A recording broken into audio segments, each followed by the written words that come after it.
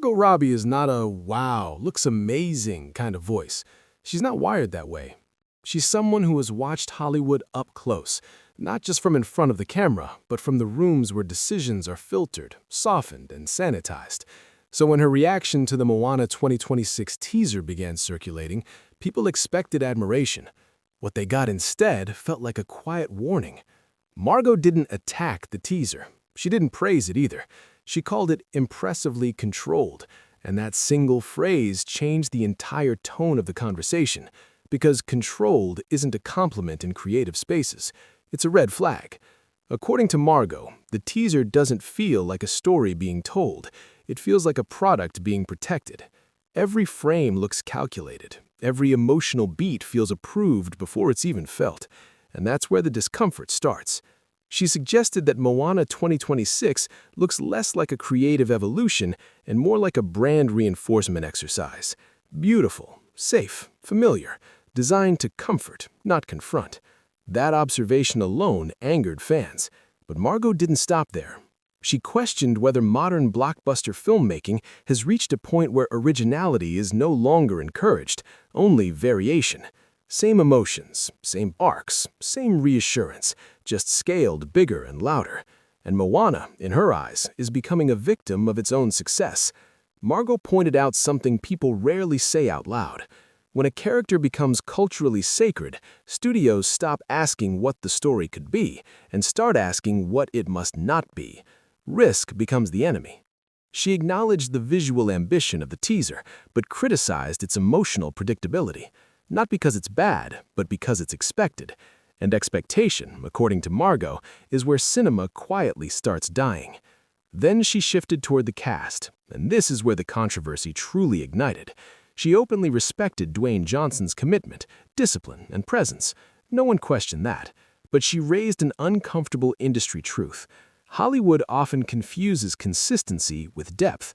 Margot implied that returning stars in legacy franchises are rarely asked to redefine their characters, only to reinforce what already worked. And while that keeps audiences comfortable, it limits growth, not just for the character, but for the actor. That comment didn't sit well, because it wasn't a shot at Dwayne Johnson personally. It was a shot at how Hollywood uses him. Then came the most divisive part. Margot spoke about new faces entering massive franchises, specifically referencing the pressure on younger leads like Catherine Legai. And instead of celebrating the opportunity, Margot questioned the cost. She asked whether performers stepping into iconic roles are truly allowed to make bold creative choices, or whether they're expected to carry legacy without altering it. That's not empowerment. That's responsibility without freedom. Margot suggested that the industry often sells representation and new voices, while quietly restricting how loud those voices are allowed to be. And that struck a nerve, because it reframes the conversation entirely. The teaser, in her view, doesn't feel like a risk taken by new storytellers. It feels like a carefully supervised continuation, approved, refined, and emotionally prepackaged. She didn't deny the heart, she questioned the courage. Margot went even further by addressing audience reaction itself, and this is where things got uncomfortable for viewers. She suggested that modern audiences have been trained to reward familiarity over bravery, that studios respond to applause, not silence, and applause usually comes from recognition, not challenge. So the cycle continues. Safe stories get made, bold ideas get softened, and everyone pretends it's growth. Margot didn't accuse Moana 2026 of being hollow. She implied something worse. She implied it might be too careful to fail and too careful to matter.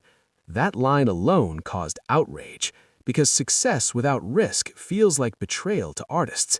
And Margot is speaking as someone who has watched bold scripts get rewritten into agreeable ones. She knows how ambition dies quietly, not through rejection, but through compromise.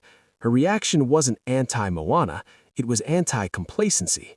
She made it clear that Moana 2026 will likely dominate the box office, win hearts, and trend worldwide. But she asked the question no studio wants audiences to ask. If a movie is designed so no one can dislike it, is it still saying anything meaningful? And that's why her reaction felt controversial, not because it was harsh, but because it was honest. She wasn't speaking as a fan. She wasn't speaking as a critic. She was speaking as someone who knows what films look like right before they stop taking chances. And whether you agree with her or not, one thing is undeniable. After Margot Robbie's reaction, Moana 2026 isn't just a movie anymore. It's a conversation about what cinema is becoming, and whether we're okay with that.